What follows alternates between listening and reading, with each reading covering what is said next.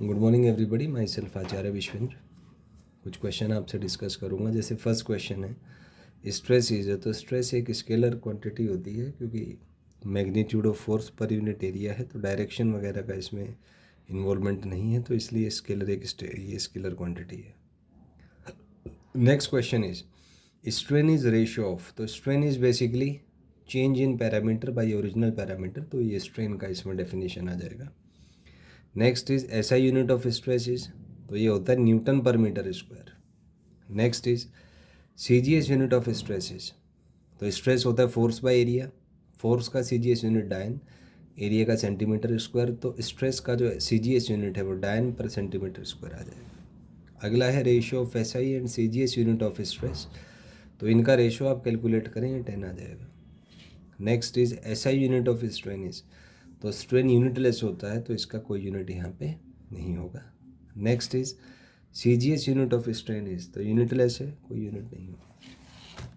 Next is dimension of stress is, तो ये m1 L-1 T-2 होता है। स्ट्रेन की बात करें m0 L0 T0। Stress upon strain के डायमेंशन की बात करें तो स्ट्रेन डायमेंशनलेस है, तो इसका डायमेंशन वही होगा जो स्ट्रेस का होगा, और स्ट्रेस का होता है m1 L-1 T-2। Next is Young's modulus, same dimension as that of stress, जो है m1 L-1 T-2। Bulk modulus का भी सेम है।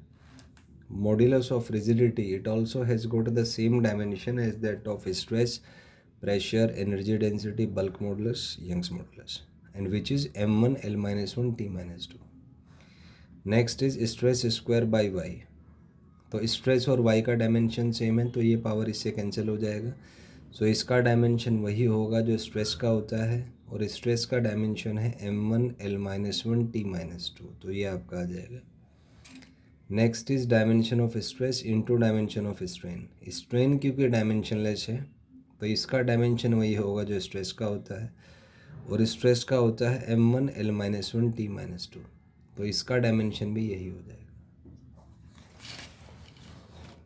Next is dimension of y into strain square, तो यहाँ पे है कि y जो है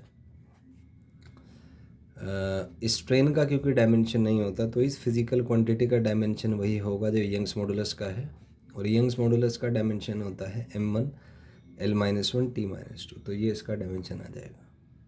next is stress square by Y square, तो स्ट्रेस और यंग्स मॉडुलस क्योंकि डायमेंशनली सेम होते हैं, तो ये फिजिकल क्वांटिटी डायमेंशनलेस आएगी, which is m0 L0 T0।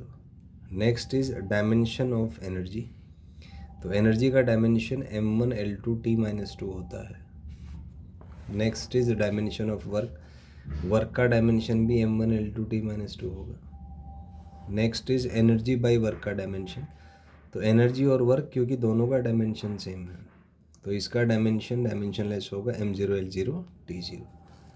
Next is dimension of energy density, तो ये m1 L-1 T-2 आएगा। Next is dimension of potential energy mL2 T-2। Next is dimension of kinetic energy mL2 T-2।